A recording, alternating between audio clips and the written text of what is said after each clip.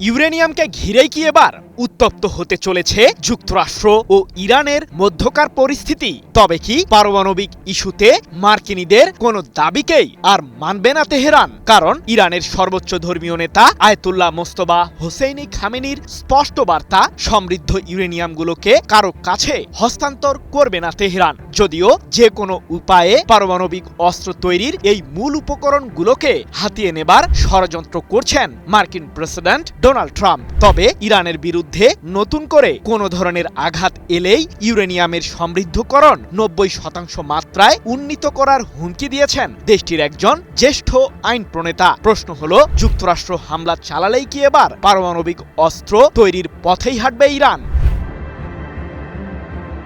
ইরানের কাছে থাকা 60%-এরও বেশি মাত্রার সমৃদ্ধ ইউরেনিয়ামগুলোকে অপসারণ করা না গেলে তা সাম্প্রতিক যুদ্ধের এক বিরাট ব্যর্থতা হিসেবেই বিবেচিত হবে। নিজেদের আগ্রাসী নীতিকে ঘিরে সম্প্রতি এমন মন্তব্যই করেন ইসরায়েলের একজন শীর্ষ সামরিক কর্মকর্তা। 11টি পারমাণবিক বোমা তৈরির জন্য ইরানের কাছে পর্যাপ্ত ইউরেনিয়াম এখনও মজুদ আছে, এমনটি জানিয়ে ইসরায়েলের ওই সামরিক সূত্রের দাবি, প্রায় 440 কেজি ওজনের ইউরেনিয়াম আছে ইরানের কাছে। কূটনৈতিক আলোচনার মাধ্যমে সমৃদ্ধ এই ইউরেনিয়ামগুলোকে ধ্বংস করা না গেলে আবারও একটি সামরিক অভিযানের পথে হাঁটবে ইসরায়েল।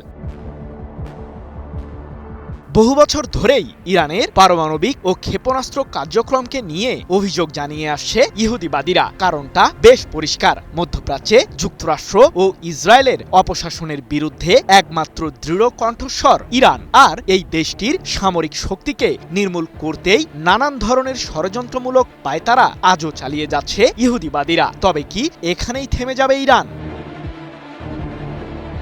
কোনো চাপের কাছে যে মাথা নত করবে না ইরান, তা দেশটির প্রস্তুতির দিকে তাকালেই বোঝা যায়। যুক্তরাষ্ট্র ও ইসরায়েলের যৌথ সামরিক শক্তির সামনেও মাথা উঁচু করেই জবাব দিয়ে চলেছে ইরানের সামরিক বাহিনী। আর পারমাণবিক ইস্যুতে ইহুদিবাদীদের কোনো শর্তকেই মানতে নারাজ তেহরান। এ নিয়ে ইরানের সর্বোচ্চ ধর্মীয় নেতা মোস্তফা খামেনি হুঁশিয়ার করেই বলেছেন, সমৃদ্ধ ইউরেনিয়ামের মজুদ কারো কাছে হস্তান্তর করব না আমরা, এটি আমাদের চূড়ান্ত সিদ্ধান্ত।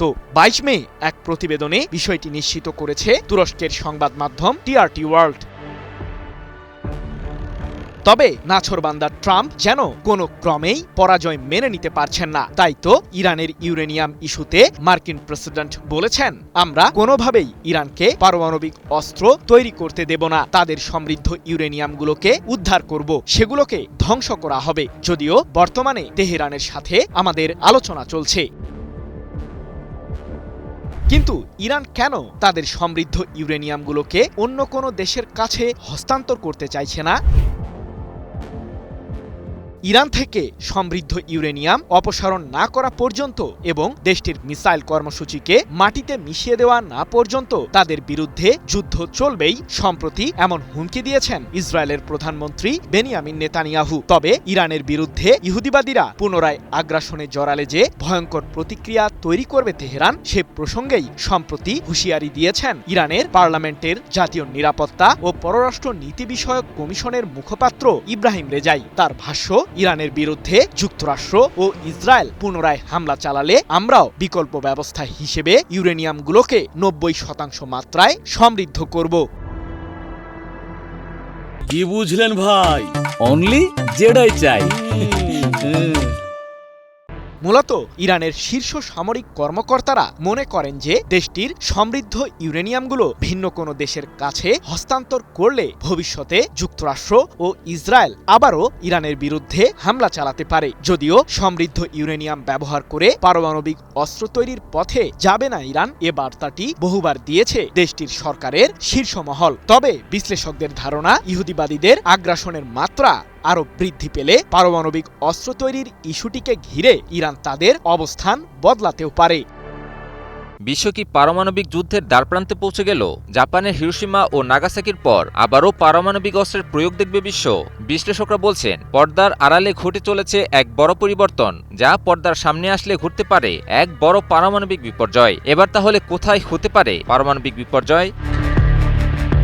বর্তমানে চলমান অস্থির পরিস্থিতির মাঝেই পূর্ব ইউরোপের দেশ বেলারুশে নতুন করে আরও পারমাণবিক অস্ত্র পাঠিয়েছে রাশিয়া। ইতিহাসে প্রথমবারের মতো পারমাণবিক অস্ত্র ব্যবহারের যৌথ মহড়ায় অংশ নিয়েছেন বেলারুশের প্রেসিডেন্ট আলেকজান্ডার লুকাশেঙ্কো, যেখানে কৌশলগত পারমাণবিক বোমা ব্যবহারের মহড়া চালানো হয়।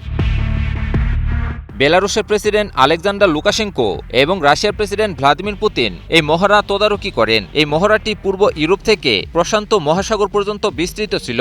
মহড়ায় শত শত রুশ ক্ষেপণাস্ত্র উৎক্ষেপণকারী যান, যুদ্ধবিমান, যুদ্ধজাহাজ ও পারমাণবিক সাবমেরিন অংশ নেয়। কাতার ভিত্তিক সংবাদ মাধ্যম আল জাজিরা এক প্রতিবেদনে তুলে ধরে এ খবর। সাবেক সোভিয়েত ইউনিয়নের অংশ বেলারুশে ৭১ বছর বয়সী লুকাশেঙ্কো ১৯৯৪ সাল থেকে ক্ষমতায় আছেন। তিনি বলেন, তারা কাউকে হুমকি দিচ্ছেন না, তবে যে কোনো মূল্যে বেলারুশের ব্রেস্ট শহর থেকে রাশিয়ার ভ্লাদিভস্তক পর্যন্ত বিস্তৃত পিতৃভূমি রক্ষা করতে তারা সম্পূর্ণ প্রস্তুত। এদিকে রুশ প্রেসিডেন্ট ভ্লাদিমির পুতিন এই মহড়ার গুরুত্ব তুলে ধরে জানান, কৌশলগত পারমাণবিক অস্ত্র ব্যবহারের দায়িত্বে থাকা বাহিনীর প্রস্তুতির মাত্রা আরও বাড়ানো প্রয়োজন। ইউক্রেন যুদ্ধের কথা উল্লেখ করে পুতিন বলেন, মস্কো ও মিনস্ক এই যুদ্ধের অভিজ্ঞতা কাজে লাগাবে। এছাড়াও মহড়ার জন্য বেলারুশকে SU-25 যুদ্ধবিমান এবং ৫০০ কিলোমিটার পাল্লার ইস্কান্দার এম ব্যালিস্টিক ক্ষেপণাস্ত্র সরবরাহ করেছে রাশিয়া। এ সকল যুদ্ধবিমান, ব্যালিস্টিক ক্ষেপণাস্ত্র ও পারমাণবিক অস্ত্র ইউক্রেন সীমান্ত থেকে ২০০ কিলোমিটার দূরে আসিপোভিচি সামরিক ঘাঁটিতে রাখা হয়েছে বলে জানা গেছে। হঠাৎ করে কোনো বাহ্যিক কারণ ছাড়াই রাশিয়ার পক্ষ থেকে বেলারুশে পারমাণবিক অস্ত্র পাঠানো এবং এই যৌথ মহড়াকে কেন্দ্র করে আন্তর্জাতিক মহলে গভীর উদ্বেগ তৈরি হয়েছে। জার্মানির ব্রেমেন ইউনিভার্সিটির গবেষক নিকোলে মিত্রোখিন আল জাজিরাকে জানান, পর্দার আড়ালে বড় কিছু একটা ঘটছে যা বিশ্ব রাজনীতি ও গণমাধ্যমের জন্য অত্যন্ত তাৎপর্যপূর্ণ হতে চলেছে। বেলারুশে অস্ত্র মোতায়েনকে ঘিরে ন্যাটোর সঙ্গে রাশিয়ার চলমান উত্তেজনার পারদকে আরও বাড়িয়ে দিয়েছে। ন্যাটোর মহাসচিব মার্ক রুটে হুঁশিয়ারি দিয়ে বলেছেন, ইউক্রেনের বিরুদ্ধে রাশিয়া পারমাণবিক অস্ত্র ব্যবহার করলে ন্যাটোর প্রতিক্রিয়া হবে অত্যন্ত বিধ্বংসী। ইউক্রেনের প্রেসিডেন্ট ভলোদিমির জেলেনস্কি শঙ্কা প্রকাশ করে বলেছেন, ইউক্রেনের উত্তরাঞ্চল এবং রাজধানী কিয়েভে নতুন করে বড় ধরনের হামলা চালানোর অংশ হিসেবেই রাশিয়া বেলারুশকে এই আগ্রাসনে টেনে আনছে। সামরিক বিশ্লেষকরা বলছেন, সুইডেনের হেলসিংবার্গে ন্যাটো পররাষ্ট্রমন্ত্রীদের শীর্ষ সম্মেলনকে লক্ষ্য করেই রাশিয়া ও বেলারুশ এই মহড়ার সময় নির্ধারণ করতে পারে। আবার অনেক পর্যবেক্ষক এই মহড়াকে কেবলই পশ্চিমাদের ভয় দেখানোর জন্য রাশিয়ার অস্ত্রের ঝনঝনানি বলেও অভিহিত করেছেন। এখন দেখার বিষয়, চলমান পরিস্থিতি কি সত্যিকার অর্থেই বড় কোনো সংঘাতের জন্ম দেয় কিনা।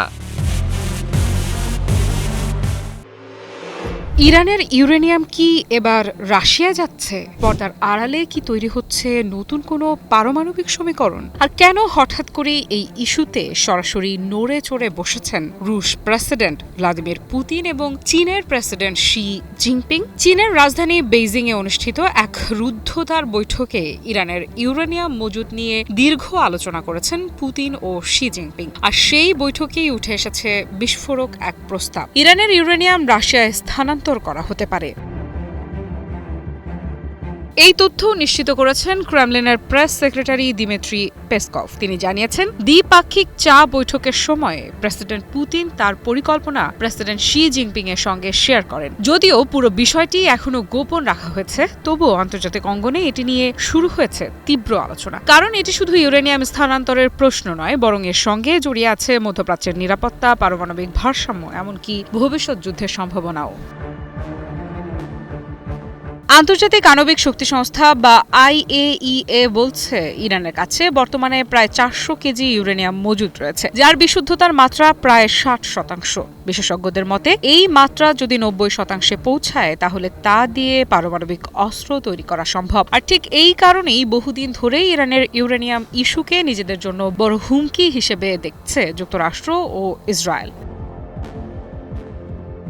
গত বছর জুনে সেই আশঙ্কা থেকে ইরানের সামরিক ও পারমাণবিক স্থাপনাগুলোতে বড় ধরনের হামলা চালায় যুক্তরাষ্ট্র ও ইসরায়েল। টানা 12 দিনের অভিযানে ইরানের ব্যাপক ক্ষয়ক্ষতি হলেও একটি জিনিস তাদের হাতের বাইরে থেকে যায়, সেটি হচ্ছে ইরানের ইউরেনিয়াম মজুদ। এরপর পরিস্থিতি আরও জটিল হয়ে ওঠে। চলতি বছরের 28 ফেব্রুয়ারি ইরানের বিরুদ্ধে আবারও যৌথ সামরিক অভিযান শুরু করে ওয়াশিংটন ও তেল আবিব। টানা 40 দিনের সংঘাতের পর 8 এপ্রিল যুদ্ধবিরতি ঘোষণা করা হলেও ইরানের ইউরেনিয়াম তখনও পুরোপুরি নিরাপদ অবস্থানে ছিল।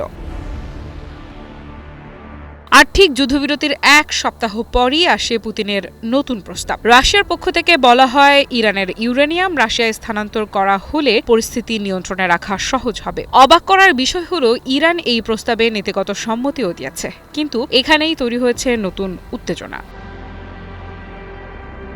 কারণ যুক্তরাষ্ট্র এই প্রস্তাবে তীব্র আপত্তি জানিয়েছে। ওয়াশিংটনের আশঙ্কা, ইরানের ইউরেনিয়াম যদি রাশিয়ার নিয়ন্ত্রণে যায় তাহলে পুরো পারমাণবিক ইস্যুতেই যুক্তরাষ্ট্রের প্রভাব কমে যেতে পারে। একই সঙ্গে মস্কো ও তেহরানের কৌশলগত সম্পর্ক আরও শক্তিশালী হয়ে উঠবে। অন্যদিকে বিশ্লেষকেরা বলছেন, এই পদক্ষেপ সফল হলে সেটি শুধু ইরানকে সুরক্ষা দেবে না, বরং মধ্যপ্রাচ্যে রাশিয়ার ভূ রাজনৈতিক প্রভাবও অনেক বাড়িয়ে দেবে। সবচেয়ে বড় প্রশ্ন এখন, পুতিন কি সত্যি ইরানের ইউরেনিয়াম নিজের দেশে নিতে যাচ্ছেন, নাকি এটি যুক্তরাষ্ট্রকে চাপে ফেলার নতুন কূটনৈতিক চাল? কারণ ইতিহাস বলছে, পারমাণবিক ইস্যুতে ছোট একটি সিদ্ধান্ত বদলে দিতে পারে পুরো ভূ রাজনীতির ভবিষ্যৎ। মধ্যপ্রাচ্যের বাইরে থাকা যুক্তরাষ্ট্রের সামরিক আস্তানাগুলোতেও কি এবার হামলা চালাতে যাচ্ছে ইরান? তবে কি নিজের সর্বনাশ নিজেই ডেকে আনতে চলেছেন মার্কিন প্রেসিডেন্ট ডোনাল্ড ট্রাম্প? কারণ ইরানের সামরিক বাহিনীর হুঁশিয়ারি, পুনরায় যুদ্ধে এমন সব অস্ত্র ব্যবহার করবে তেহরান যা আগে কখনো দেখেনি দেশটির শত্রুরা, যেই অস্ত্রের মাধ্যমে পারস্য উপসাগরীয় অঞ্চলের বাইরেও আঘাত হানবে ইরান। কিন্তু কোন অস্ত্রের কথা বলছে তেহরান? যদিও ইরানের বিরুদ্ধে পুনরায় যুদ্ধে জড়ানোর জন্য ষড়যন্ত্রমূলক ছক তৈরি করেছে যুক্তরাষ্ট্র ও ইসরায়েল। প্রশ্ন হলো, ইহুদিবাদীরা কি পারবে সম্ভাব্য এই যুদ্ধে ইরানের বিরুদ্ধে জয়ী হতে? ইসরায়েলের উস্কানিতে সাড়া দিয়ে জটিল এক জঞ্জালে পড়েছেন মার্কিন প্রেসিডেন্ট ডোনাল্ড ট্রাম্প।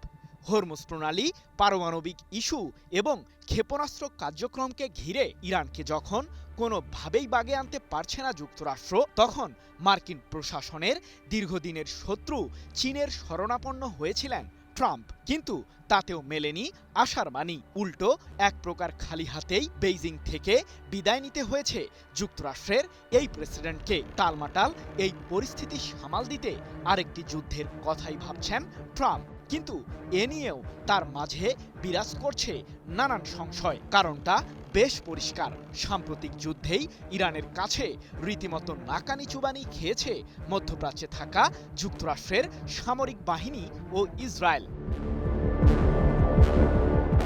তবে ইরানের বিরুদ্ধে পুনরায় যুদ্ধে জড়ালে কি আরো ভয়ঙ্কর পরিণতি ভোগ করতে হবে ইহুদিবাদীদের? সাম্প্রতিক যুদ্ধে ইহুদিবাদীদের বিরুদ্ধে পূর্ণ শক্তি ব্যবহার করেনি ইরান, এমন বার্তাই দিয়েছে দেশটির সশস্ত্র বাহিনী। তাই তো ইরানের বিরুদ্ধে পুনরায় যুদ্ধে জড়ালে যে যুক্তরাষ্ট্র ও ইসরায়েলের পরিণতি পূর্বের চেয়েও ভয়ঙ্কর হবে, সে হুঁশিয়ারি দিয়েছে তেহরান। এ প্রসঙ্গে ইরানের সশস্ত্র বাহিনী জানিয়েছে যে, আমরা যোদ্ধা, আমাদের সামরিক শক্তি কেবল যুদ্ধের ময়দানেই দেখতে পাবে যুক্তরাষ্ট্র ও ইসরায়েল। বর্তমান পরিস্থিতি পর্যবেক্ষণ করছে ইরান। নতুন রণকৌশলও প্রস্তুত রেখেছি আমরা। শত্রুদের অনুতপ্ত করতে এবার কেবল পারস্য উপসাগরীয় অঞ্চল নয়, আঞ্চলিক সীমানার বাইরেও হামলা চালাবে ইরান। এক্ষেত্রে নতুন সমরাস্ত্র ব্যবহার করা হবে, যা আগে দেখেনি ইহুদিবাদীরা। 23 মে এক প্রতিবেদনে বিষয়টি নিশ্চিত করেছে ইরান ভিত্তিক সংবাদ মাধ্যম তাসনিম নিউজ এজেন্সি। এদিকে ইসরায়েলের প্রধানমন্ত্রী বেনিয়ামিন নেতানিয়াহু সম্প্রতি দাবি করেছেন যে, ইরানের কাছে এখনও আছে বিপুল পরিমাণে সমৃদ্ধ ইউরেনিয়াম, যা দিয়ে একাধিক পারমাণবিক অস্ত্র তৈরি করতে পারবে দেশটি। আর সেই সমৃদ্ধ ইউরেনিয়ামগুলোকে উদ্ধারে আবারও ইরানের বিরুদ্ধে যুদ্ধে জড়ানোর হুমকি দিয়েছেন ইসরায়েলের শাসক। কিন্তু প্রশ্ন হলো, মধ্যপ্রাচ্যের বাইরে যুক্তরাষ্ট্রের সামরিক আস্তানায় হামলা চালানোর মতো অস্ত্র কি আসলেই রয়েছে ইরানের কাছে? JBS holdings limited. হরমুজ প্রণালীকে ঘিরে বর্তমানে উত্তাপ বিরাজ করছে পুরো মধ্যপ্রাচ্যে। কারণ সামুদ্রিক এই রুটটির নিয়ন্ত্রণ ইরানের কাছ থেকে ছিনিয়ে নিতে মরিয়া মার্কিন কেন্দ্রীয় কমান্ড। কেবলমাত্র জ্বালানি তেল ও গ্যাসের জন্য এই সামুদ্রিক চ্যানেলটি বিখ্যাত নয়, বরং হরমুজ প্রণালীর তলদেশ দিয়ে বয়ে গেছে সাবমেরিন ইন্টারনেট কেবলের বিশাল লাইন। বিশ্লেষকদের ধারণা, ইরানের বিরুদ্ধে নতুন করে ইহুদিবাদীরা কোনো ধরনের চক্রান্ত চালালে হরমুজ প্রণালীর সাবমেরিন কেবলগুলোর ক্ষতি করবে তেহরান, যার মাধ্যমে বিশ্বব্যাপী ট্রিলিয়ন ডলারের ডেটা ট্রান্সমিশনে বিঘ্ন সৃষ্টি হবে। ফলে ব্যাহত হবে বিশ্বজুড়ে ইন্টারনেট যোগাযোগ ব্যবস্থা, যার মাধ্যমে ব্যাপক ক্ষতির মুখে পড়বে মধ্যপ্রাচ্য সহ পশ্চিমা বিশ্ব।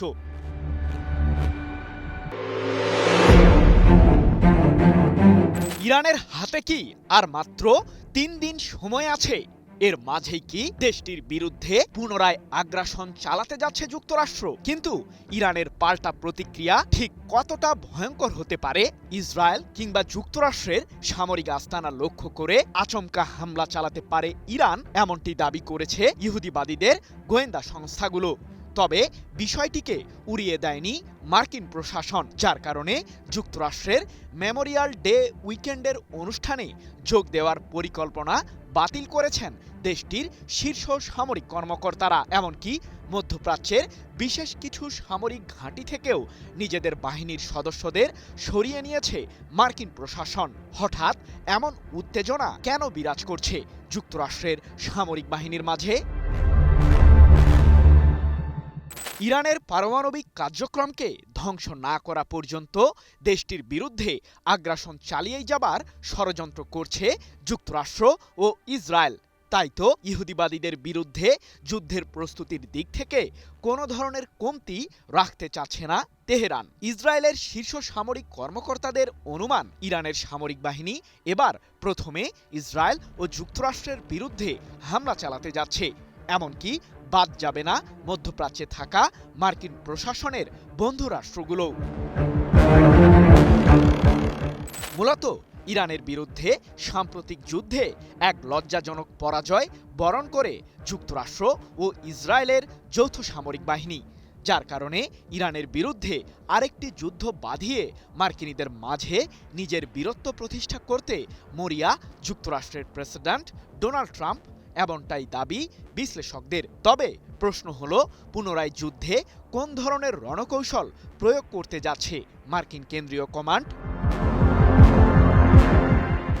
শক্তিশালী যুদ্ধবিমান দিয়ে ইরানের বিরুদ্ধে সাম্প্রতিক যুদ্ধে হামলা চালিয়েও দেশটির মূল কাঠামোকে ভাঙতে পারেনি ইহুদিবাদীরা, যার কারণে এবার মার্কিন প্রতিরক্ষা দপ্তর, পেন্টাগন ও দেশটির গোয়েন্দা সংস্থাগুলোর কাছে দায়িত্ব ছেড়ে দিয়েছেন ট্রাম্প। আগামী 3 দিনের মধ্যেই নতুন এই সামরিক হামলা চালাতে যাচ্ছে যুক্তরাষ্ট্র। 23 মে এক প্রতিবেদনে এমনটাই জানিয়েছে রাশিয়ার সংবাদ মাধ্যম তাস। তবে মার্কিন সামরিক বাহিনী ষড়যন্ত্রমূলক রণকৌশল সাজালেও ইরানের পাল্টা প্রতিক্রিয়াকে ঘিরে ব্যাপক ভয়ে আছে যুক্তরাষ্ট্র। তাই তো মধ্যপ্রাচ্যে থাকা নিজেদের সামরিক ঘাঁটিগুলো থেকে কিছু সৈন্যকে অন্য জায়গায় সরিয়ে নিয়েছে মার্কিন কেন্দ্রীয় কমান্ড। শুধু তাই নয়, মার্কিন সামরিক বাহিনীতে কর্মরত অবস্থায় নিহত হওয়া সেনাদের স্মরণে আয়োজিত মেমোরিয়াল ডে উইকেন্ডের অনুষ্ঠানেও যোগ দেওয়ার পরিকল্পনা বাতিল করেছেন দেশটির শীর্ষ সামরিক কর্মকর্তারা। প্রতি বছর মে মাসের শেষ সোমবার এই অনুষ্ঠান পালন করে যুক্তরাষ্ট্রের সামরিক বাহিনী। কিন্তু ইরানের বিরুদ্ধে আবারও হামলা কেন চালাতে যাচ্ছে যুক্তরাষ্ট্র? ইরানের পারমাণবিক ও ক্ষেপণাস্ত্র কর্মসূচির পাশাপাশি দেশটির নিয়ন্ত্রণে থাকা হরমুজ প্রণালী ইস্যুতে কোনো ধরনের সমাধানের পথ বের করতে পারেননি মার্কিন প্রেসিডেন্ট ট্রাম্প, যার কারণে কিছুটা হতাশায় ভুগছেন তিনি। তবে ইরানের বিরুদ্ধে চাপ প্রয়োগের কৌশল থেকে সরে আসেননি মার্কিন শাসক। তাই তো পুনরায় যুদ্ধ বাঁধিয়ে নিজের স্বার্থ আদায় করতে চাইছেন ট্রাম্প। কিন্তু এ যাত্রায় কি সফল হবেন যুক্তরাষ্ট্রের প্রেসিডেন্ট? পুনরায় যুদ্ধ শুরু হলে যে ইহুদিবাদীদের জন্য কবর খুঁড়বে ইরান, এমন সতর্ক বার্তাই সম্প্রতি দিয়েছে দেশটির সামরিক বাহিনী। শুধু তাই নয়, নতুন মিসাইল তৈরি করে নিজেদের সামরিক বহরকে পূর্বের তুলনায় আরও শক্তিশালী করেছে ইরান। বিশ্লেষকদের দাবি, ট্রাম্প তার আগ্রাসী নীতি বাস্তবায়ন করলেই মধ্যপ্রাচ্যের জ্বালানি অবকাঠামো সহ মার্কিন সামরিক বাহিনীর অবশিষ্ট আস্তানা মাটিতে মিশিয়ে দেবে তেহরান। যুক্তরাষ্ট্রের সাথে যুদ্ধের ধাক্কা খুব দ্রুতই সামলে উঠেছে ইরান। প্রত্যাশার চেয়েও দ্রুতগতিতে বাড়াচ্ছে নিজেদের সামরিক সক্ষমতা, এমনকি বাড়ানো হচ্ছে ড্রোন ও ক্ষেপণাস্ত্রের মজুদও। এমনই চাঞ্চল্যকর তথ্য প্রকাশ করেছে মার্কিন গোয়েন্দা কর্মকর্তারা। মার্কিন সংবাদ মাধ্যম সিএনএন এক প্রতিবেদনে তুলে ধরেছে এমন খবর। এবার ইরানের এই সামরিক সক্ষমতাকে অগ্রাহ্য করার দুঃসাহস দেখাবে যুক্তরাষ্ট্র। মার্কিন সংবাদ মাধ্যম সিএনএন দুটি গোয়েন্দা সূত্রের বরাত দিয়ে জানিয়েছে, যুক্তরাষ্ট্র ও ইসরায়েলের হামলায় ক্ষতিগ্রস্ত সামরিক সক্ষমতার একটা বড় অংশ ইতিমধ্যেই পুনর্গঠন শুরু করেছে ইরান। আরও 4টি সূত্রের মতে, ইরানের সামরিক সক্ষমতা পুনরুদ্ধারের গতি যুক্তরাষ্ট্রের প্রাথমিক অনুমানের চেয়েও অনেক গুণ বেশি। গোয়েন্দা তথ্যের সঙ্গে পরিচিত সূত্রগুলোর মতে, সাম্প্রতিক সংঘাতের সময় ইরানের অনেক ক্ষেপণাস্ত্র ঘাঁটি, ক্ষেপণাস্ত্র উৎক্ষেপণ যন্ত্র ও অস্ত্র কারখানা ধ্বংস হয়েছিল। বর্তমানে সেগুলো পুনরায় সচল করা হচ্ছে। শুধু তাই নয়, পুরোদমে চলছে সামরিক সরঞ্জাম তৈরির কাজও। বিশ্লেষকদের মতে, নতুন করে যে কোনো ধরনের মার্কিন হুমকি মোকাবিলায় ইরানের এই প্রচেষ্টা খুবই সহায়ক হবে। ইরানের সামরিক সক্ষমতা পুনরুদ্ধারের অগ্রগতি মার্কিন ও ইসরায়েলি হামলার কার্যকারিতা নিয়ে নতুন করে প্রশ্ন তুলছে। কারণ এর আগে যুক্তরাষ্ট্র দাবি করেছিল ইরানের সামরিক সক্ষমতা নাকি একেবারে গুড়িয়ে দেওয়া হয়েছে। দীর্ঘদিন ইরান আর ঘুরে দাঁড়াতে পারবে না, কিন্তু পরিস্থিতি সম্পূর্ণ ভিন্ন কিছুর ইঙ্গিত দিচ্ছে। সাম্প্রতিক মার্কিন গোয়েন্দা প্রতিবেদনগুলো বলছে, যুদ্ধ ইরানের সামরিক সক্ষমতাকে কিছুটা দুর্বল করলেও পুরোপুরি ধ্বংস করতে পারেনি। দ্রুত ঘুরে দাঁড়ানোর মাধ্যমে ইরান প্রমাণ করেছে এই যুদ্ধের দীর্ঘমেয়াদী প্রভাব তারা কার্যকরভাবে মোকাবিলা করতে সক্ষম। এমনকি নতুন যে কোনো হুমকি মোকাবিলাতেও পুরোপুরিভাবে সক্ষম হবে দেশটি। বিশ্লেষকরা বলছেন, যুক্তরাষ্ট্র যদি ইরানে নতুন করে হামলা শুরু করে, তবে শুধুমাত্র মার্কিন লক্ষ্যবস্তুই নয়, মধ্যপ্রাচ্যের মার্কিন মিত্রদের জন্যও ইরান বড় হুমকি হয়ে উঠতে পারে। মধ্যপ্রাচ্যের মার্কিন মিত্রদেশগুলোর জন্য সবচেয়ে উদ্বেগের কারণ হতে পারে ইরানের ড্রোন ও ক্ষেপণাস্ত্র হামলা। শুধুমাত্র ড্রোন ও ক্ষেপণাস্ত্র দিয়েই অনবরত হামলা চালিয়ে শত্রুপক্ষের ব্যাপক ক্ষয়ক্ষতি করতে সক্ষম হবে ইরান। এর আগে ইরান যুক্তরাষ্ট্র সাম্প্রতিক যুদ্ধেও ইরান কেবলমাত্র ড্রোন ও ক্ষেপণাস্ত্রের উপর ভর করেই শত্রুপক্ষকে নাজেহাল করতে সক্ষম হয়। গোয়েন্দা সূত্রটি সিএনএনকে আরও জানায়, মূলত রাশিয়া ও চীনের সমর্থনে ইরান এত দ্রুত সামরিক সক্ষমতা পুনরুদ্ধার করতে সক্ষম হয়েছে। চীনা রসদ আর রাশিয়ার প্রযুক্তিগত সহায়তা এবং ইরানের নিজস্ব একাগ্রতা দেশটিকে দ্রুত সামরিক সক্ষমতা পুনরুদ্ধারে অনন্য উচ্চতায় নিয়ে গেছে। এর মাধ্যমে ইরান শুধু সামরিকভাবে সক্ষমই হচ্ছে না, বরং নিজেদেরকেও অন্যতম শক্তিশালী রাষ্ট্র হিসেবেও প্রতিষ্ঠিত করছে।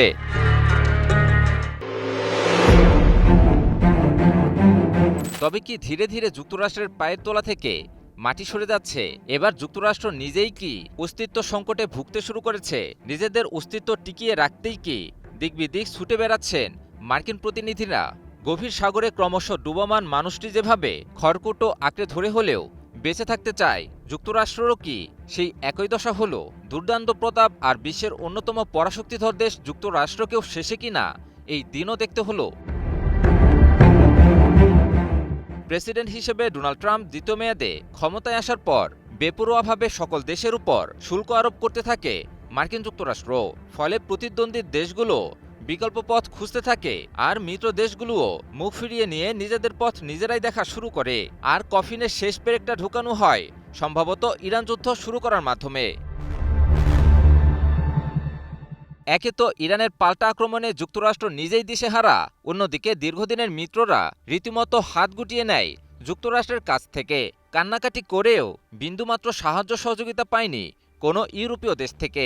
শেষমেশ কোনো উপায়ন্তর না দেখে সবচেয়ে শক্তিশালী প্রতিদ্বন্দ্বী চীনের দরবারে হাজির হয় প্রেসিডেন্ট ডোনাল্ড ট্রাম্প সহ মার্কিন প্রতিনিধি দল। সেখানেও মেলেনি কোনো সমাধান। অবশেষে ভারতের দরবারেই আসতে হলো মার্কিন যুক্তরাষ্ট্রকে, যে দেশটিকে নিয়ে প্রতিনিয়ত অবজ্ঞা আর উপহাসের সুরে কথা বলতো যুক্তরাষ্ট্র, দুর্দিনের শেষে কিনা সেই দেশটির কাছেই সাহায্যের হাত পাতল মার্কিন যুক্তরাষ্ট্র। কতটা অধপতন হলে তথাকথিত মহাপরাক্রমশালী দেশকেও ভারতের কাছে সাহায্য প্রার্থনা করতে হয়। সম্প্রতি ভারত সফর করছেন মার্কিন পররাষ্ট্রমন্ত্রী মার্কো রুবিও। ধারণা করা হচ্ছে মার্কিন প্রেসিডেন্ট ডোনাল্ড ট্রাম্পের শুল্ক আরোপ এবং নয়াদিল্লির প্রতিদ্বন্দ্বী পাকিস্তান ও চীনের সঙ্গে ওয়াশিংটনের নতুন করে সম্পৃক্ততার কারণে ক্ষতিগ্রস্ত অংশীদারিত্বকে শক্তিশালী করার লক্ষ্যেই এই সফর করছেন মার্কিন পররাষ্ট্রমন্ত্রী। ট্রাম্পের প্রথম মেয়াদ সহ মার্কিন প্রেসিডেন্টরা দীর্ঘদিন ধরে ইন্দো প্যাসিফিক অঞ্চলে রাশিয়া এবং চীনের ক্রমবর্ধমান প্রভাবের প্রতিপক্ষ হিসেবে ঐতিহাসিকভাবে জোট নিরপেক্ষ ভারতকে কাছে টানার চেষ্টা করে আসছেন। গত বছর ট্রাম্প ভারতের উপর যুক্তরাষ্ট্রের সর্বোচ্চ শুল্ক আরোপ করলে সেই প্রচেষ্টাগুলো ধাক্কা খায় বলে মনে হয়েছিল। যুক্তরাষ্ট্র, ভারত, জাপান ও অস্ট্রেলিয়াকে নিয়ে গঠিত কোয়াড গোষ্ঠীর শীর্ষ সম্মেলনের সঙ্গে ট্রাম্পের ভারত সফরকে যুক্ত করার জন্য নয়াদিল্লি চাপ দিয়ে আসছিল। কিন্তু বিশ্লেষকরা বলছেন, বাণিজ্য উত্তেজনা এবং ইরানের সঙ্গে যুক্তরাষ্ট্র ইসরায়েলের যুদ্ধের মতো নানা কারণে সেই পরিকল্পনা ভেস্তে যায়। এদিকে যুক্তরাষ্ট্র ভারতের প্রতিদ্বন্দ্বী ও প্রতিবেশী পাকিস্তানের আরও ঘনিষ্ঠ হয়েছে এবং যুদ্ধ শেষ করার প্রচেষ্টায় ইসলামাবাদ একটি প্রধান মধ্যস্থতাকারী হিসেবে আবির্ভূত হয়েছে, যা যুক্তরাষ্ট্র ভারত সম্পর্কের জন্য আরেকটি নতুন অস্বস্তির কারণ হয়ে দাঁড়িয়েছে। ইরানের বিরুদ্ধে যুক্তরাষ্ট্র ইসরায়েল যুদ্ধের কারণে সৃষ্ট জ্বালানি সংকট ভারতকে রাশিয়ার তেলের উপর থেকে নির্ভরশীলতা কমানোর মার্কিন প্রচেষ্টাকেও বাধাগ্রস্ত করেছে। ফলে বোঝাই যাচ্ছে যে ভারত ও যুক্তরাষ্ট্রের মাঝে বর্তমানে কূটনৈতিক সম্পর্কে দূরত্ব রয়েছে। এবার খুদ মার্কিন শীর্ষ কূটনীতিককেই পাঠানো হয়েছে, যাতে জমাটবদ্ধ বরফ কিছুটা হলেও গলতে শুরু করে। তবে প্রশ্ন হলো যে সাম্রাজ্যের সূর্য ইতিমধ্যেই ডুবতে শুরু করেছে, ভারতের সাহায্য নিয়েও সেটা কি ঠেকানো সম্ভব হবে? বিশ্ব রাজনীতির কেন্দ্র এখন কোথায়, যুক্তরাষ্ট্র নাকি চীন? একসময় যে যুক্তরাষ্ট্র অন্য দেশকে সতর্ক করত, আজ সেই যুক্তরাষ্ট্রকেই প্রকাশ্যে সংযত হওয়ার বার্তা দিচ্ছে চীন। আর এই ঘটনায় এখন আন্তর্জাতিক অঙ্গনে নতুন করে প্রশ্ন তুলছে, বিশ্ব রাজনীতির নিয়ন্ত্রণ কি ধীরে ধীরে হাতবদল হচ্ছে? মাত্র কদিন আগেই মার্কিন প্রেসিডেন্ট ডোনাল্ড ট্রাম্প চীন সফর শেষ করেছেন। বিশ্লেষকদের অনেকেই বলেছেন, কাঙ্ক্ষিত কোনো বড় সমঝোতা ছাড়াই ওয়াশিংটনকে ফিরতে হয়েছে। এরপরই বেইজিংয়ে হাজির হন রাশিয়ার প্রেসিডেন্ট ভ্লাদিমির পুতিন। আর এতেই আরও স্পষ্ট হয়ে উঠেছে, বর্তমান ভূ রাজনীতির সবচেয়ে গুরুত্বপূর্ণ কেন্দ্র এখন চীন। ঠিক এমন সময়েই নতুন এক ইস্যুতে যুক্তরাষ্ট্রকে সরাসরি বার্তা দিল বেইজিং। কিউবার সাবেক প্রেসিডেন্ট রাউল কাস্ত্রোর বিরুদ্ধে হত্যার অভিযোগে মামলা দায়ের করেছে যুক্তরাষ্ট্র। আর সেই পদক্ষেপের পর চীন বলছে, কিউবার ওপর চাপ সৃষ্টি এবং হুমকির রাজনীতি বন্ধ করতে হবে। চীনের পররাষ্ট্র মন্ত্রণালয়ের মুখপাত্র গুয়ো জিয়াকুন সংবাদ সম্মেলনে বলেন, যুক্তরাষ্ট্রের উচিত কিউবার বিরুদ্ধে নিষেধাজ্ঞা ও বিচারিক অপব্যবহার বন্ধ করা। একই সঙ্গে যে কোনো মতবিরোধে বারবার শক্তি প্রয়োগের হুমকি দেওয়া থেকেও বিরতি থাকার আহ্বান জানান তিনি। এই বক্তব্য আন্তর্জাতিক অঙ্গনে বেশ তাৎপর্যপূর্ণ বলেই মনে করছেন বিশ্লেষকেরা, কারণ কয়েক বছর আগেও এই ধরনের ভাষা সাধারণত ব্যবহার করত ওয়াশিংটন। কিন্তু এখন দৃশ্যপট বদলাচ্ছে। চীন শুধু অর্থনৈতিক শক্তি হিসেবেই নয়, রাজনৈতিক অবস্থানেও ক্রমেই আরও আত্মবিশ্বাসী হয়ে উঠছে। আসলে পুরো ঘটনার পেছনে রয়েছে পুরনো এক সংঘাতের ইতিহাস। যুক্তরাষ্ট্রের অভিযোগ, 1996 সালে কিউবা ও ফ্লোরিডার মধ্যবর্তী আকাশসীমায় দুটি বিমান ভূপাতিত করা হয়েছিল। সেই ঘটনায় কয়েকজন মার্কিন নাগরিক নিহত হন, আর কিউবার সশস্ত্র বাহিনীর শীর্ষ দায়িত্বে ছিলেন রাউল কাস্ত্রো। ওয়াশিংটনের দাবি, ওই ঘটনার সঙ্গে জড়িত ছিলেন তিনি, আর সে কারণেই এবার তার বিরুদ্ধে ষড়যন্ত্রমূলক হত্যাসহ গুরুতর অভিযোগ আনা হয়েছে। তবে চীন এই পদক্ষেপকে দেখছে রাজনৈতিক চাপ তৈরির অংশ হিসেবে। বেইজিং এর মতে, যুক্তরাষ্ট্র দীর্ঘদিন ধরেই কিউবার বিরুদ্ধে নিষেধাজ্ঞা, হুমকি এবং আইনি ব্যবস্থাকে কূটনৈতিক অস্ত্র হিসেবে ব্যবহার করছে। আর এখানেই গুরুত্বপূর্ণ হয়ে উঠছে চীনের অবস্থান। কারণ কিউবা শুধু একটি ছোট দ্বীপ রাষ্ট্র নয়, ল্যাটিন আমেরিকায় যুক্তরাষ্ট্র বিরোধী রাজনীতির অন্যতম প্রতীক হিসেবেও দেশটির আলাদা গুরুত্ব রয়েছে। আর এখন সেই কিউবার পক্ষেই দাঁড়াচ্ছে চীন। বিশ্লেষকেরা বলছেন এটি শুধু কিউবাকে সমর্থন নয় বরং ওয়াশিংটনকে একটি স্পষ্ট বার্তা, বিশ্ব রাজনীতিতে এখন আর একক সিদ্ধান্ত চাপিয়ে দেওয়া সহজ হবে না। প্রশ্ন এখন একটাই, চীন কি সত্যি যুক্তরাষ্ট্রকে চ্যালেঞ্জ করার পর্যায়ে পৌঁছে গেছে? বর্তমান ঘটনা প্রবাহ কিন্তু বলছে চীন এখন শুধু অর্থনীতির রাজনীতি নয়, বিশ্ব রাজনীতির কেন্দ্রেও পরিণত হতে চলেছে।